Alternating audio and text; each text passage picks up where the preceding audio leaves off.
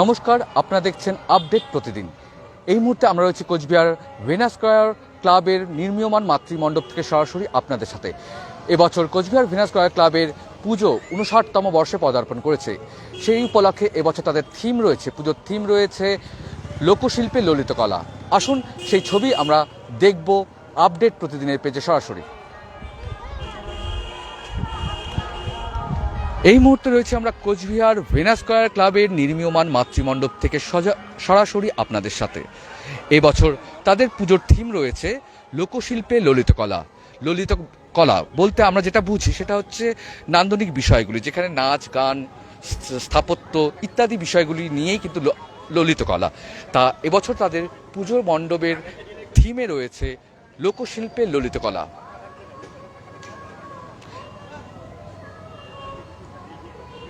আপনারা দেখছেন Cooch Behar venous square ক্লাবের নির্মীয়মান মাতৃমণ্ডপের ছবি সরাসরি আপডেট প্রতিদিনের পেজে।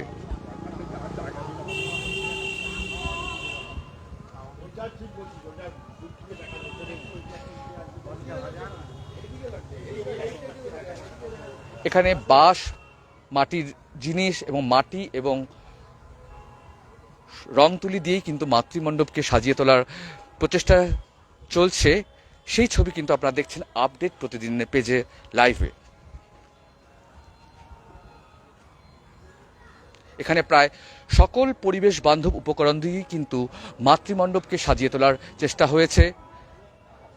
আপনারা দেখছেন কোচবিহার ভেনাস স্কয়ার ক্লাবের নির্মীয়মান মাতৃমণ্ডপের চিত্র সরাসরি আপডেট প্রতিদিনের পেজে লাইভে।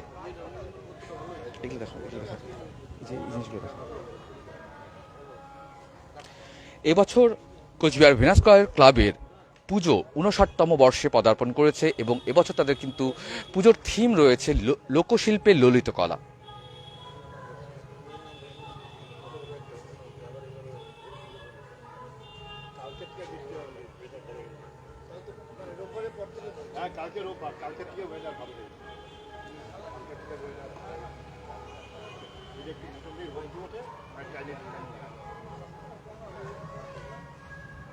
প্রতিমা কোচবিহারের শিল্পী রমেশচন্দ্র পালের তৈরি করা এবং এবছর এই মাতৃমণ্ডপ সজ্জায় রয়েছে কোচবিহার নান্দনিক সংগঠন।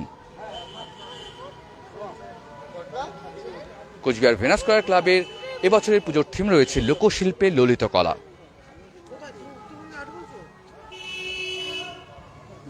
আপনারা দেখতেই পাচ্ছেন এখানে সকল পরিবেশ বান্ধব উপকরণ দিয়ে কিন্তু মাতৃমণ্ডপকে সাজিয়ে তোলার চেষ্টা হয়েছে।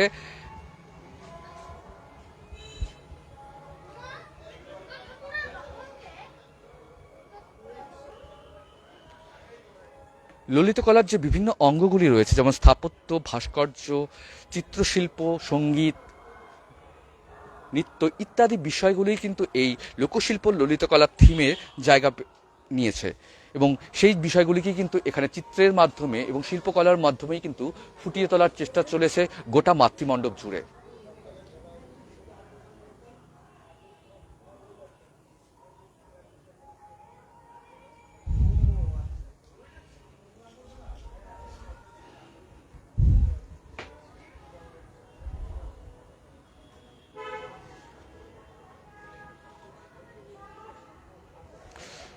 মাতৃমণ্ডপ সজ্জায় রয়েছে কোচবিহার নান্দনিক সংগঠন এবং মূর্তি নির্মাণে রয়েছে শিল্পী রমেশচন্দ্র পাল।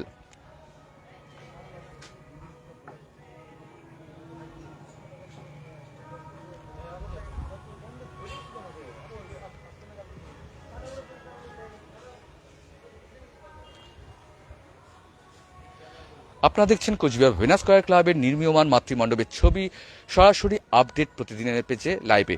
এই মুহূর্তে আমরা পুজো উদ্যোক্তাদের সাথে একটু কথা বলে নেব।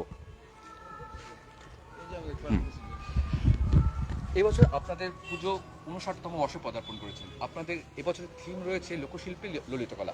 লোকশিল্পে ললিত কলা এই বিষয়টিকে কেন আপনারা বেছে নিলেন? এটাকে বেছে নিলাম তার বেশ কয়েকটি কারণ রয়েছে।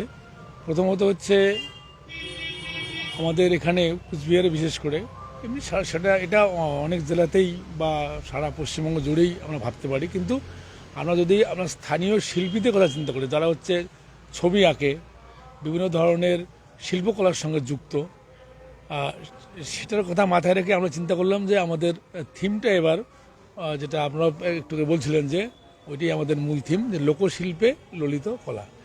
এবার ললিত কলা তো এক ধরনের শিল্পকলা, যেখানে অভিনয়, নৃত্য, সব রকম ভঙ্গিমা থাকতে পারে, এবং চিত্রশিল্প তো অবশ্যই তোমার থাকে। তো সেই জায়গায় আমরা চিন্তা করলাম যে এটাকে যদি আমরা মণ্ডপের মধ্যে তুলে আনতে পারি, একদিকে যেমন আমরা লোকশিল্পকে তুলে আনলাম, লোকজ চিত্রশিল্প সেই অনুযায়ী, এবং সেই সঙ্গে যারা স্থানীয় শিল্পী যারা আছে, যারা এত কষ্ট করে, স্থানীয় শিল্পী মানে তার মর্যাদা তো কম নয়, তারা লোকাল বলে তারা স্থানীয় শিল্পী, কিন্তু তারা তো তাদের অঙ্কনের ক্ষেত্রে, ছবি আঁকার ক্ষেত্রে, বা তাদের যে দক্ষতা বা তাদের যে প্রতিভা, সেটা তো হচ্ছে অতুলনীয়। সেটাকে আমরা কীভাবে স্থান দিতে পারি সেটা একটা মাথায় ছিল, এবং সেই কারণেই আমরা কিন্তু একেবারে বাইরের কোনো শিল্পী আমাদের এখানে আসিনি।